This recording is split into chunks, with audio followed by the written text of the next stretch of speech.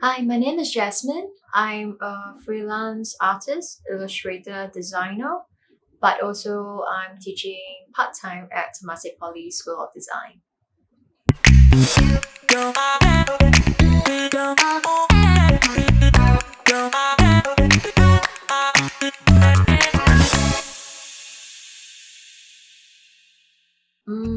The reason why I decided to want to be a freelance illustrator and artist, uh, despite the fact that maybe I had a stable job teaching, was I really just love creating. I've been drawing since I was really young, and if I don't have time to create, I just feel really uncomfortable in my own skin.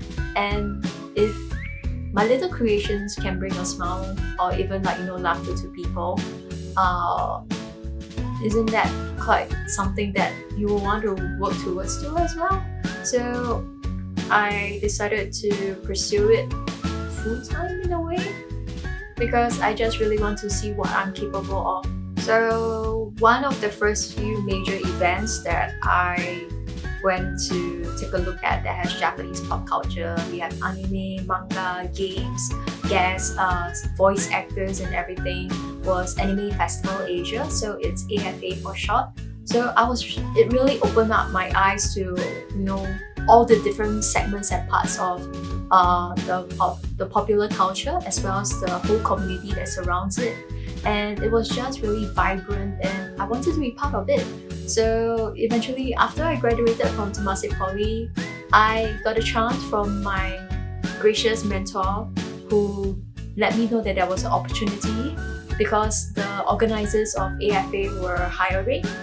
I went through the interview, I got in, and I think the rest is history. So I have designed and promoted for quite a lot of their events and taken part in their events in all sorts of different roles, and it's really quite nice because I met a lot of amazing people who still continue to look out for me and still give me a lot of collaboration opportunities. So over the years, I still continue to support the event even though I'm no longer working for them. And this year, I was lucky enough to be able to secure a creator's booth so that I can sell my own creations. And at the same time, the organizers who are my former bosses, they reached out to me on a collaboration opportunity and they asked me to design a t-shirt because this is the 15th year of AFA itself, AFA. So I just decided to put in all the different experiences I've had. I was initially an event attendee, and then I was an organizer, an employee, and now I'm back as a creator, taking part, being a participant. So I brought that into the illustration, and they've decided to make that into a limited exclusive merchandise t-shirt. So I've been interested in Japanese pop culture since I was really young in primary school, and those were the days of Dragon Ball, Final Fantasy VII, as well as Sailor Moon. And I would say that over the years of being a fan, attending events, and watching how the titles have grown and how the whole industry has changed, as well as people's perspectives towards the Japanese pop culture community, I think it's really an exciting time to be a fan of anything that's Japanese pop culture related because accessibility to merchandise is greater now with all the different shipping services, and at the same time with internet as well as paid subscriptions. I think it's definitely a really great time to be a fan because you have so much avenues and access to be able to watch anime, to be able to watch your favorite pop culture streamers as well. At a recent event, I was noticing how the cosplayers are, and I think the spirit has never really changed all that much. Everyone is really welcoming, and dressing up as your favorite character is not something that we really frown upon now. Even old folks, the older folks like my family members or some aunties, uncles on the street, they even know what cosplay is. So I think it's really nice that everyone is so accepting of being a fan of something. And I see grandparents bring their grandchildren to attend events, and it's nice that it's just moving from being just a niche community into family-friendly events. And the cosplayers from my generation, they are the ones right now dressing up their kids as cosplayers, and their kids are dressing up as. Recently, I saw a family bring their kids, and they were dressed as characters from like Kimetsu no Yaiba, Demon Slayer.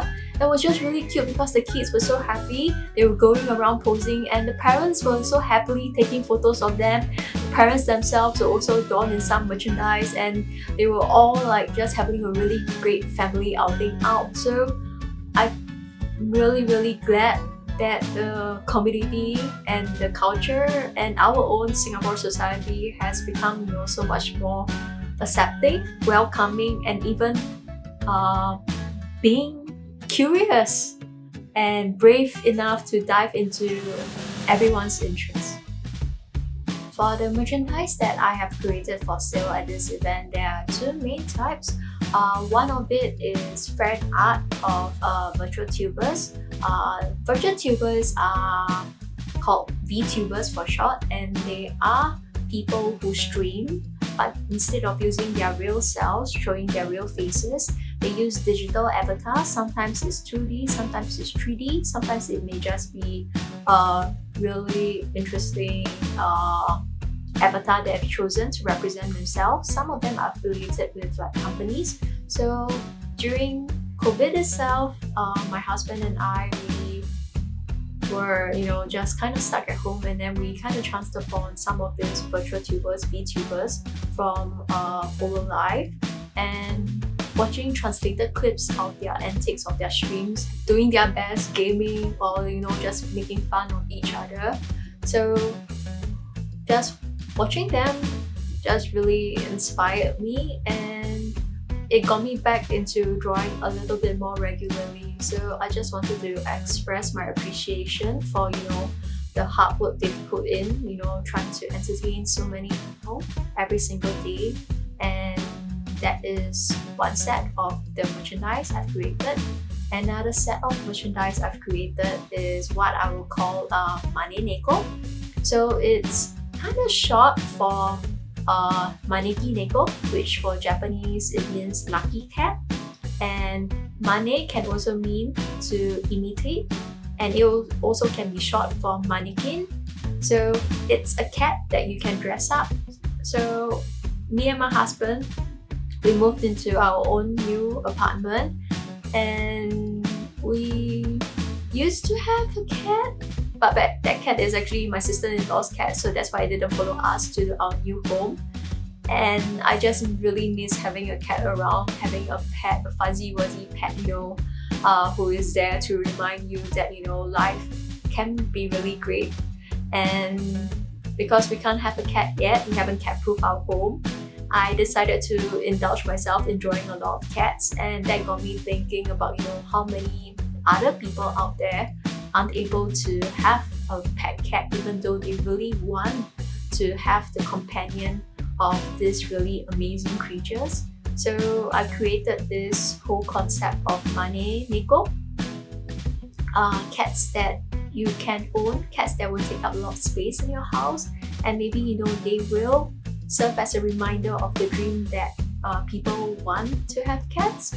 So these are cats in all sorts of fur shades, fur colors, and patterns, and you can dress them up with the stickers that I've created as well. So I was a former student from Temasek Polytechnic School of Design, and I was there in the mid-2000s, so that was really quite a long time ago. And over the years, I've had the opportunity to teach part-time, to teach full-time here at Temasek Poly as well. And I have to say, it's really gratifying to know that the design spirit of our students year by year is still very strong. And when I see students become leaders and students who really work hard in school itself, it just always reminds me of what it was like to be a student. And even when I do teach, I try to be mindful of the fact that generations change, society changes as well. So there are a lot more things right now that as a lecturer I wish to be able to teach and impart to my students so that they are better prepared for the industry. Not saying that my lecturers didn't prepare me, It's just that times have changed and there is so much more to take into consideration. And I would say that I was lucky to be a student back in those days, because students now, they have to deal with so much more pressure coming from around them, the expectations of themselves, the expectations of tutors, the school, society, their family. So they have so much more to live up to. And I always tell people that, whenever I'm hanging out with the youths in TP, when I'm teaching them, even when I'm outside and I see them, they give me hope for the future.